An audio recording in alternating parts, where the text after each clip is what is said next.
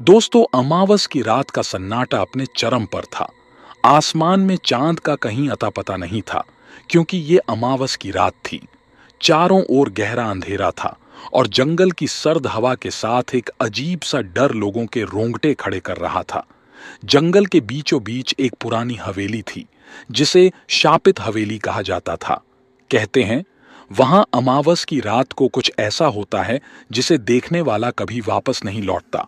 दोस्तों, आप सुन रहे हैं अजीत हॉरर स्टोरी।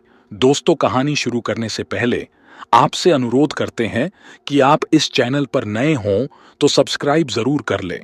हवेली के बाहर एक लड़की खड़ी थी। वह भयभीत दिख रही थी और बार बार पीछे मुड़कर देख रही थी, जैसे कोई उसका पीछा कर रहा हो। अचानक वह हवेली के अंदर भाग गई और दरवाजा जोर से बंद कर लिया। पर जैसे ही दरवाजा बंद हुआ, हवेली के अंदर से उसकी भयानक चीख सुनाई दी और फिर सब कुछ शांत हो गया। यह घटना वायरल हो गई और पूरे शहर में चर्चा का विषय बन गई। यहीं से कहानी में एंट्री होती है समीर, रीना और करण की। ये तीनों दोस्तों का एक ग्रुप था जो रहस्यमयी और डरावनी जगहों की खोज करके उन्हें डॉक्यूमेंट करता था। समीर ने अमावस की रात शापित हवेली जाने का प्रस्ताव रखा। रीना पहले तो हिचकिचाई, लेकिन करण ने हंसते हुए कहा, डरने की क्या बात है, हम बस जाकर वहां शूट करेंगे और वापस आ जाएंगे। ये सब पुराने अंधविश्वास हैं। अमावस की रात तीनों ने अपनी गाड़ी उठाई और जंगल की ओर निकल पड़े। जैसे जैसे वे जंगल के करीब पहुंचते गए, वातावरण और भी रहस्यमय होता गया। चारों ओर सन्नाटा था, बस कभी कभी उल्लुओं की आवाजें और हवा में सरसराहट सुनाई देती थी। हवेली तक पहुंचने के लिए उन्हें पैदल जाना पड़ा। रास्ते में उन्हें कई अजीब चीजें महसूस हुईं। कभी उन्हें लगता कोई उनकी परछाई के साथ चल रहा है, तो कभी हवा में किसी के फुसफुसाने की आवाज सुनाई देती।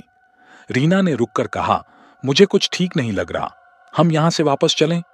करण ने मजाक में कहा, डरपोक, ये सब तुम्हारी कल्पना है। समीर ने रीना को शांत कराया और आगे बढ़ने को कहा। जब वे हवेली पहुंचे तो गेट पर एक पुराना और जंग लगा हुआ ताला लगा था, लेकिन जैसे ही समीर ने ताले को छुआ, ताला अपने आप खुल गया। तीनों के रोंगटे खड़े हो गए, लेकिन वे इसे महज संयोग मानकर अंदर चले गए। हवेली के अंदर का माहौल बेहद डरावना था। दीवारों पर अजीब सी खरोंचें थीं और हर जगह धूल और मकड़ी के जाले थे। अचानक हवेली का दरवाजा अपने आप बंद हो गया। तीनों ने चौंक कर एक दूसरे की तरफ देखा। करण ने मजाक करते हुए कहा, लगता है हवेली ने हमें अपने अंदर कैद कर लिया है, लेकिन उसकी आवाज में हल्का डर झलक रहा था। रीना ने धीमी आवाज में कहा, यह जगह अजीब है, मैं बार बार महसूस कर रही हूं कि कोई हमें देख रहा है। जैसे ही वे अंदर की ओर बढ़े, उन्हें एक पुराना लकड़ी का झूला हिलता हुआ दिखाई दिया।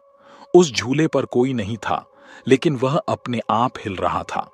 करण ने कैमरा निकाला और शूट करना शुरू कर दिया। अचानक उन्हें एक कमरा दिखाई दिया, जिसके अंदर से हल्की सी रोशनी आ रही थी। समीर ने दरवाजा खोला तो अंदर एक पुरानी कुर्सी पर एक गुड़िया रखी थी। गुड़िया के चेहरे पर खून के निशान थे और उसकी आंखें किसी इंसान जैसी लग रही थीं। रीना ने डरते हुए कहा, ये यहां कौन छोड़ गया और ये रोशनी कहां से आ रही है? तभी कमरे के कोने से एक धीमी लेकिन भयानक हंसी की आवाज आई। तीनों ने कैमरा उस तरफ घुमाया, लेकिन वहां कुछ नहीं था। भूतिया आवाजें और साया जैसे ही तीनों ने कमरे से बाहर निकलने की कोशिश की, हवेली में चारों तरफ किसी के कदमों की आवाज गूंजने लगी। यह आवाज ऐसी थी जैसे कोई भारी बूट पहनकर चल रहा हो। करण ने कहा, कोई मजाक कर रहा है, ये सब नकली है। लेकिन तभी समीर ने देखा कि गलियारे के कोने में एक साया खड़ा है। वह साया लंबा था और उसकी आंखें चमक रही थीं। समीर ने उसे कैमरे में कैद करने की कोशिश की, लेकिन कैमरा अचानक बंद हो गया। रीना घबराते हुए बोली, यहां कुछ बहुत गलत हो रहा है, हमें तुरंत यहां से निकलना चाहिए। समीर ने कहा, नहीं, हमें इसका सच पता करना होगा। अगर ये सब सच है तो यह हमारी सबसे बड़ी स्टोरी होगी। तीनों ने मिलकर साए का पीछा करने का फैसला किया। जैसे ही वे हवेली के तहखाने में पहुंचे, वहां एक पुराना दरवाजा दिखाई दिया, जिस पर खून से लिखे शब्द थे, जो भी इसे खोलेगा उसका अंत यही होगा। तहखाने का करण ने दरवाजे को धक्का दिया और वह अपने आप खुल गया। अंदर एक अंधेरा कमरा था जहां दीवारों पर इंसानी हड्डियां और खून के निशान थे। कमरे के बीचों बीच एक बड़ा दर्पण था। जैसे ही समीर ने दर्पण में देखा, उसने खुद को छोड़कर बाकी दोनों को गायब पाया। लेकिन जब उसने पलट कर देखा तो रीना और करण वहीं खड़े थे। समीर ने हड़बड़ाकर कहा, मैंने दर्पण में देखा और तुम दोनों गायब थे। रीना ने कहा, दर्पण मत देखो, मुझे लगता है कि यह दर्पण श्रापित है। तभी दर्पण में एक औरत का अक्स दिखाई दिया। वह औरत सफेद कपड़ों में थी और उसकी आंखें खून की तरह लाल थीं। उसने धीमी आवाज में कहा, तुमने यहां आकर बहुत बड़ी गलती की है। अब तुम्हारी आत्मा यहां हमेशा के लिए कैद हो जाएगी। हवेली अचानक से हिलने लगी।